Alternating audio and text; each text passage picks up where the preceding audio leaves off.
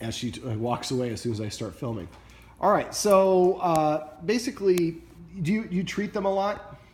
Yeah, they get quite a few. Okay, so, and to be fair, do you make sure that you always give each one of them a treat? Okay, so if you were a teacher and these were your students and Tiki studied all night long and she didn't study all night long, would you give them the same score?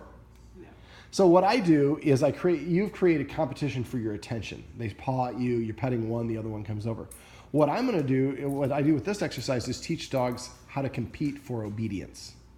So what I'm going to do is I have one treat. Now when I give a treat, I keep it in a flat hand, slightly curled, and this is the location of my hand I like to keep it.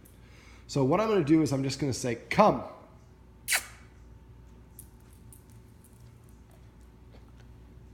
Come. Now whoever comes first gets the treat. Whoever comes second gets not a damn thing. No prize for second place.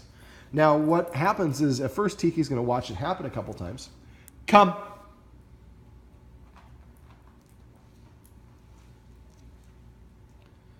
Come. Now, the second she touches it with her lips, she should hear the command word. And then I like to tickle underneath their chin because when a dog is proud about what it's done, his nose is up in the air, parallel to the ground or elevated. Come.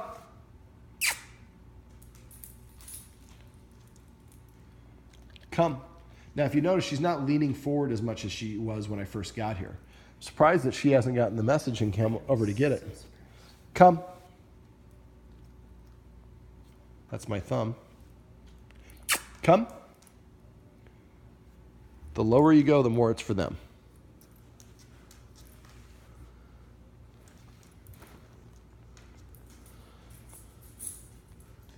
Well, that's not really much of a come, but we got a little bit of it. So again, what I would suggest you do is start pulling out one treat only when you're in the kitchen or somewhere else, and just hold it out. Now, if you see how your arm right now is in a 90-degree bend, so put your palm up. So that's how you want to hold it, just like that. See how that immediately caused Tiki to come over? So whenever I give a treat, if you hold the treat like this, then Tiki's eventually going to go, there's nothing there.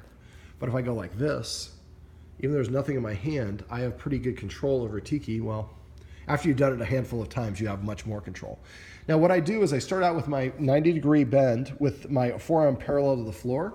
And then if I call the dog once, if the dog doesn't come, then I make a kissing sound.